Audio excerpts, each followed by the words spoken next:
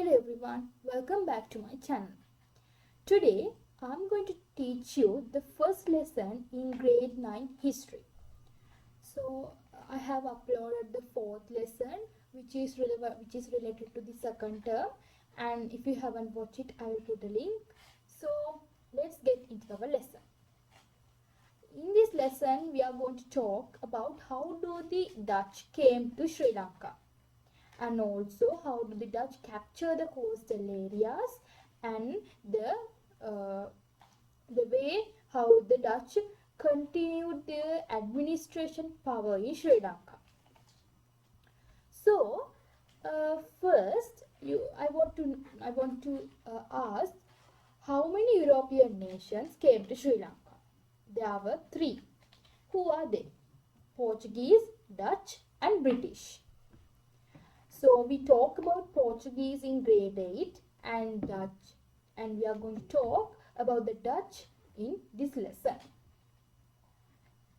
So in this introduction we will get to know that in 1658 Dutch capture the coastal areas, and in 1796 Dutch had to leave from our country.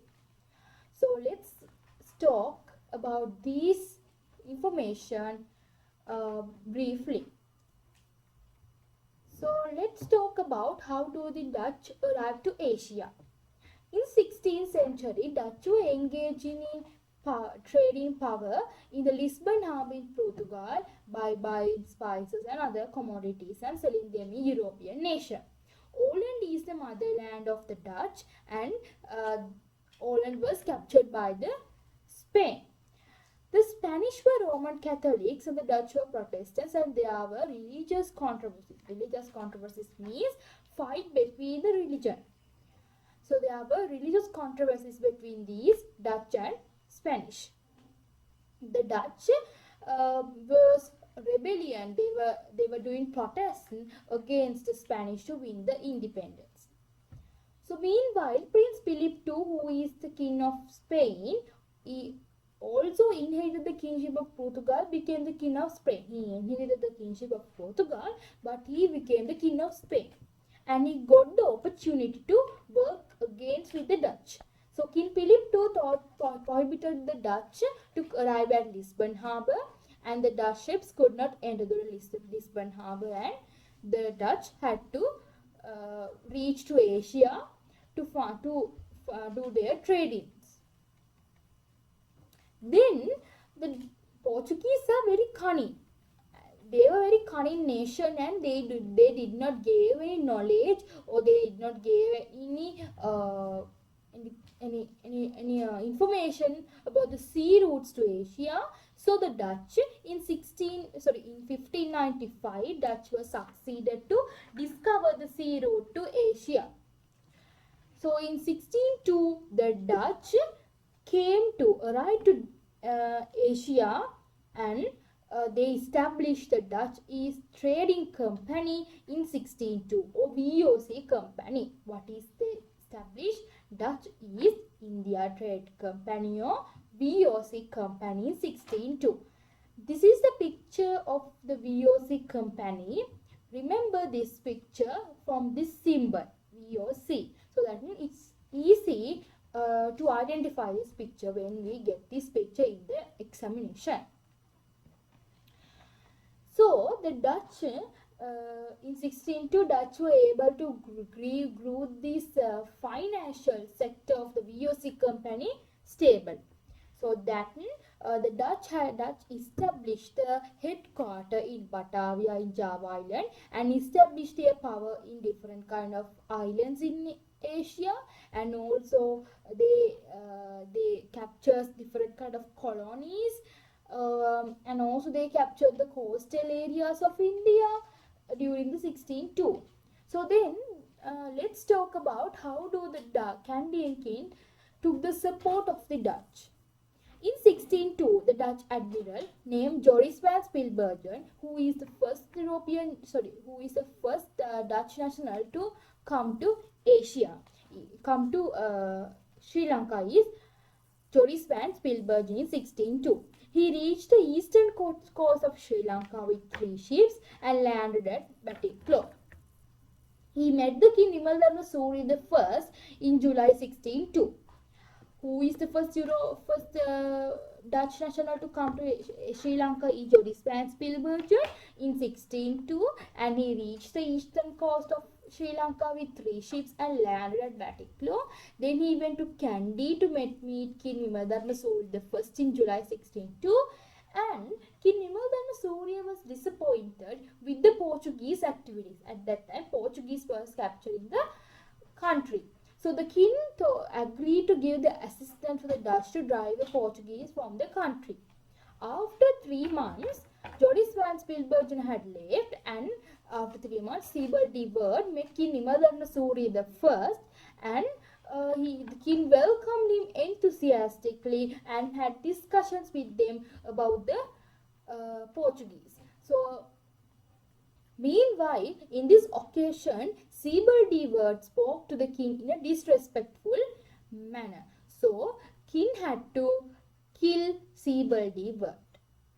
Then, after King Vimaldarma Surya I, his brother Senarath became the king. He is King Senarath is the cousin brother of King Vimaldarma Surya I. He is the second. Then King Senarath also had discussions with with some of 2 Dutch people, and but there was no any results from it. Then let's talk about the treaty between King Rajasinhe II and the Dutch. After King Senarath's ruling power is ended, his son, who is his son, King Rajasinhe II. King Rajasinhe II is King Senarath's son. He was very determined. He is a good leader. He determined to drive the Portuguese from the Sri Lanka, and therefore he took the support of the Dutch, and was determined to drive the Portuguese away. So like that, he also had some discussions with the representatives of the eastern headquarters of the Dutch in Batavia. Batavia is their headquarter in eastern headquarter, and King Rajasinhe II had some discussions with the Dutch in Batavia, and the king agreed to give the Dutch the proprietorship, the leadership to the cinnamon trade in Sri Lanka, and also he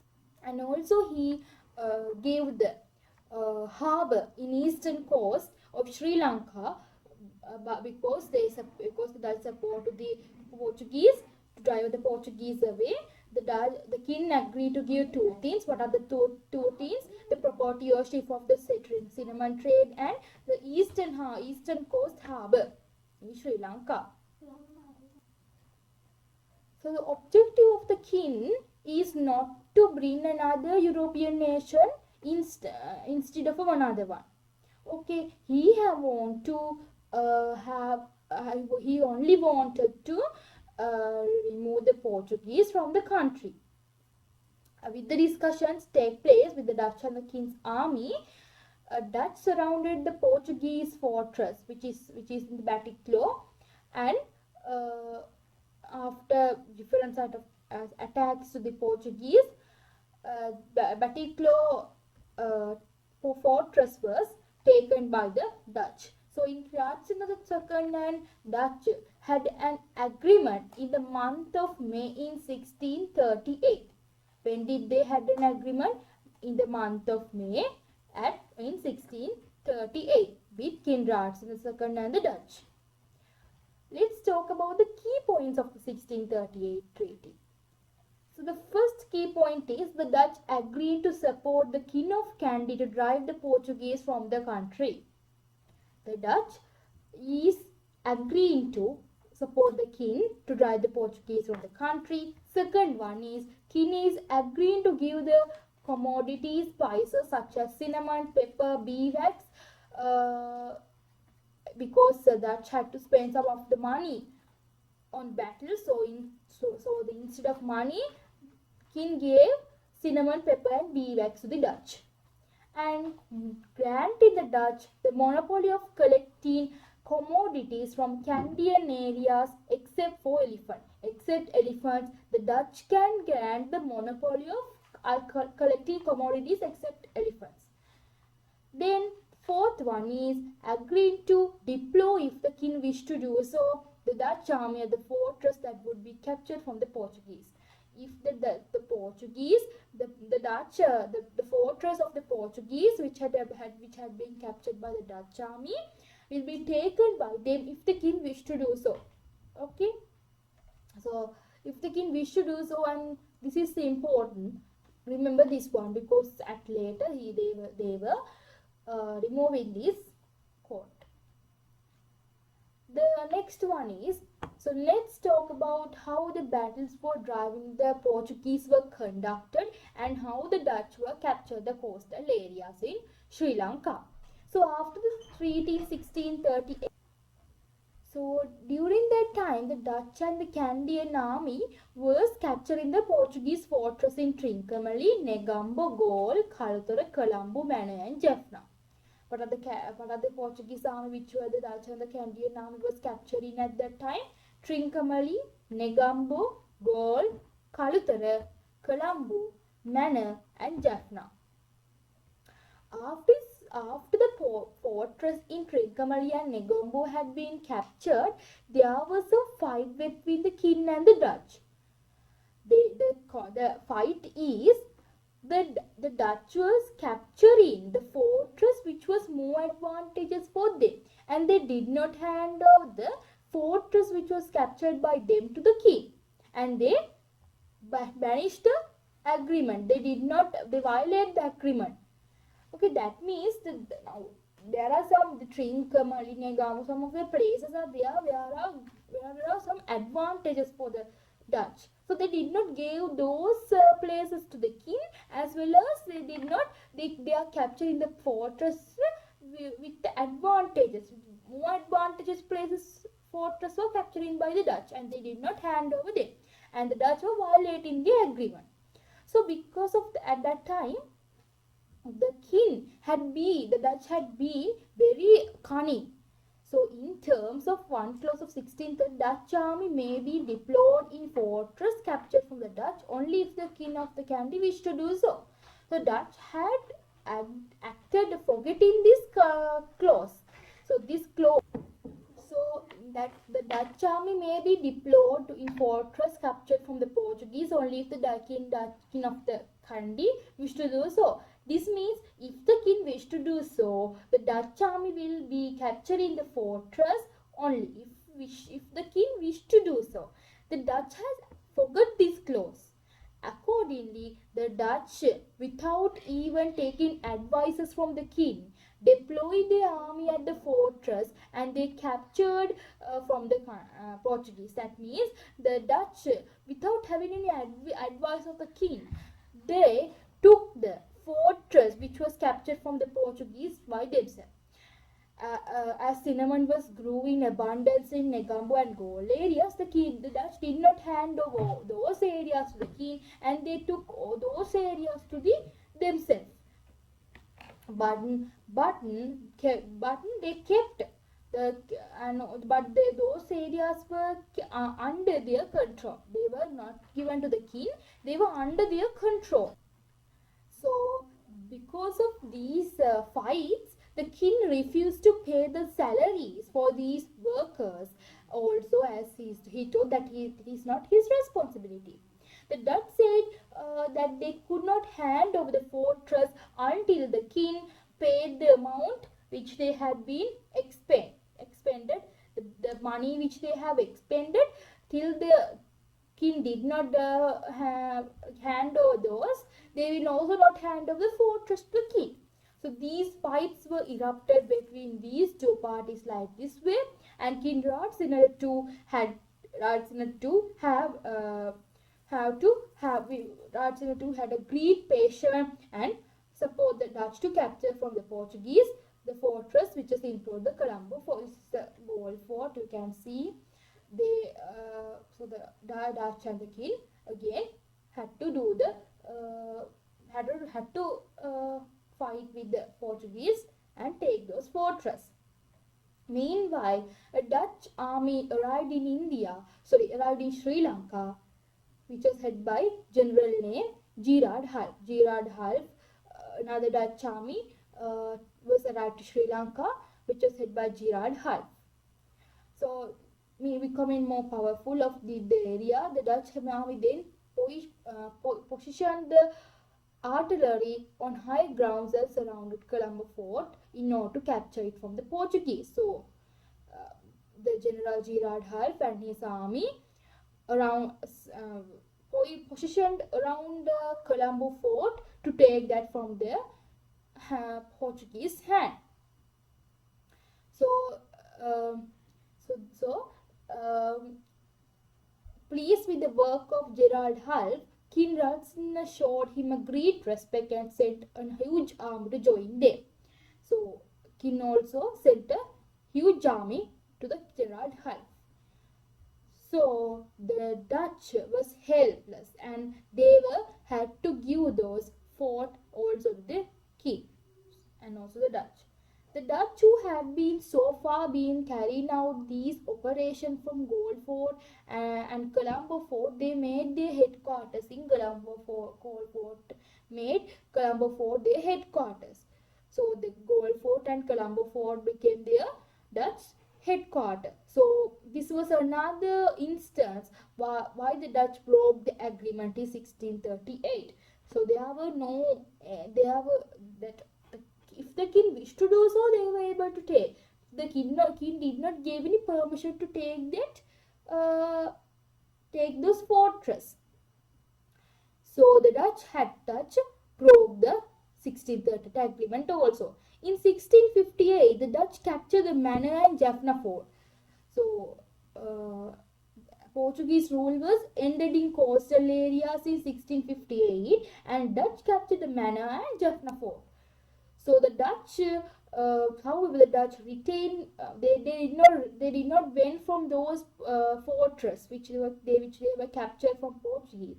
They were stayed in there, and after the king had realized that the aim of the Dutch is not to help the king, they were able to capture the country so that the king understand what is their aim. We can understand our Kandyan kings. These kings, our Sri Lankan kings, are really was foolish. They are fooled. They were fooled by the Dutch. So that the main aim of the Dutch was to capture the coastal areas of the country. So the king took steps to attach the Kandyan kingdom away from the Dutch. They did not give the Kandyan kingdom to the Dutch. So because of this thing, a Sinhala proverb called Ingurudi Minis Gatta Wage was created. What is Ingurudi Minis Gatta Wage means? Like exchanging ginger for chili. That means a similar European nation was brought to country in the place of Portuguese. That's why this exchanging ginger for chili was made. Let's talk about the relationship between the Dutch and the Kandyan kingdom. Out of these three European nations, the Portuguese, the Dutch and the English, Dutch are the main European nation who maintain healthier relationship with the Kandyan kingdom for a longer period. So the English captured the Kandyan kingdom even after 2 decades ago, and Dutch maintained peaceful relationship with the Kandyan kingdom from 1658 to 1796. 1650 to 1796, the Dutch maintained peaceful relationship between the Kandyan kingdom by exchanging letters, all of those things. So, however, they got the opportunity. They even did not hesitate to invade the Kandyan kingdom either. So the Dutch were not hesitated to capture the Kandyan kingdom. For this reason, this is their main aim of having relationship with the Kandyan kingdom is to capture Kandyan kingdom. That was the main aim. The relationship between the King Rajasinhe II and the Dutch. What are the relationship between the King Rajasinhe II and the Dutch? So King Rajasinhe II brought the Dutch to drive the Portuguese from the country. So the Dutch, the areas that the Dutch captured from the Portuguese but were not handed over to the king, and the Dutch officials had to implement the Dutch policies in the country from 1658 to 1675. So the Dutch implemented different kind of policies from 1650 to 1675 in order to not to give the fortress to the king. So Kandyan kingdom on land by sea, the Dutch captured several areas in the eastern and western coasts which had been under the Kandyan kingdom, which the Kandyan kingdom had different kind of lands. With the land which was under the Kandyan kingdom was captured by the Dutch, but not the Kandyan kingdom. Other lands which belonged to the Kandyan kingdom were captured. King Rajasinhe II was very patient at that time and thought of attacking the Dutch on 1670. In 1670, King Rajasinhe II began to attack the Dutch on all the sides in 1670.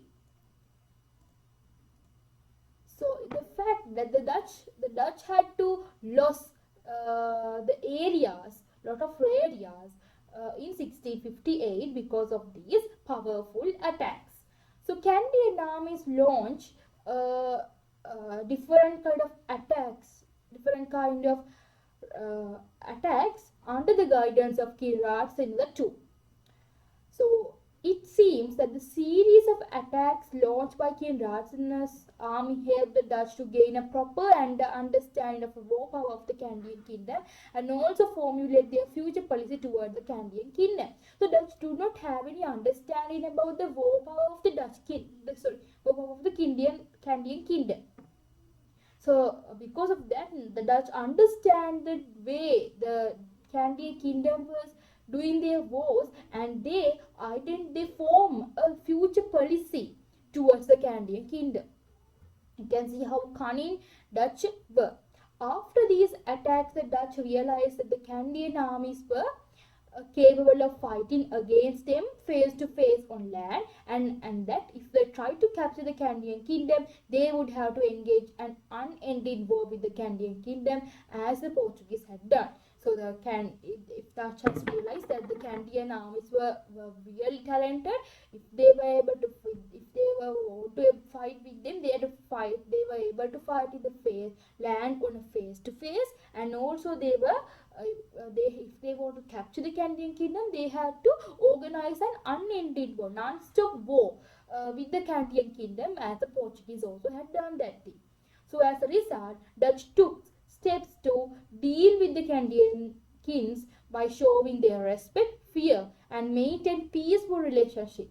So they were really cunning to deal with the Kandyan kings. They show respect, fear, and maintain peaceful relationship with the Kandyan kingdom. Okay, let's talk about the Kandyan and the Dutch diplomatic relationship. So there existed some diplomatic relationship between the Kandyan kingdom and the Dutch from time to time, and King Vimaldamasuri I during the King Vimaldamasuri I onward, there had diplomatic relationship between them. During the region of King Rajasinhe II also, there were 8 Dutch emissaries met with the king time to time. So out of them, King Rajasinhe II's meetings, Half's meeting with Rajasinhe II in 1656 was really important. At that time, the Portuguese had not been driven from the country, and there were fight between the Dutch and the king. I talked about that earlier. So the Dutch emissary who went to the Kandy because of the invitation of the king welcomed him with a great respect. So in different kind of books, it has been recorded that the Dutch and the general was brought by the king in a colorful procession. So king also really respect the half at that time. It was really important. So after the region of King Rajasinhe II had been ended, the diplomatic relationship was happened with King Vimaldamasuri I, King Veeraparakaramanarayan Sinha, King Sri Vijayarajasinha also. after King Rajasinhe II region was ended, there was some diplomatic relationship with these king also. So the king and the Dutch were having a relationship on different kind of reasons and also different kind of occasions. So they had some meetings by this because of discussing the issues and also those of kind of things. So as the Dutch governor and the king, which was rarely meet each other, such diplomatic relationships and exchange of communications, even with letters. So they have been write letters each other, and also the king, the Dutch, the king was referred to himself as Emperor of Sri Lanka, and the Dutch started the letter in Three Sinhaladishwara. Three Sinhaladishwara was Sri Sinhaladishwara was known by the king of Sri Lanka, and when the king was writing letters to the Dutch, the, he was known as Dear Dutchman at my service. Then when Dutch is closing the letters, they are writing Your obedient servant. So Sri Sinhaladishwara was referred to the King Rajasinhe II. Dear Dutchman at my service is referred to the referred to the Dutch by the King Rajasinhe. Then your obedient servant was referred by Dutch when they closed letters. So this is the how they were having diplomatic relationship. In 1602, King Rajasinhe I with Joris van Spilbergen had discussion about the commercial activities. 1656, King Rajasinhe II had meetings with Gerald Hull to because of the issues they has faced.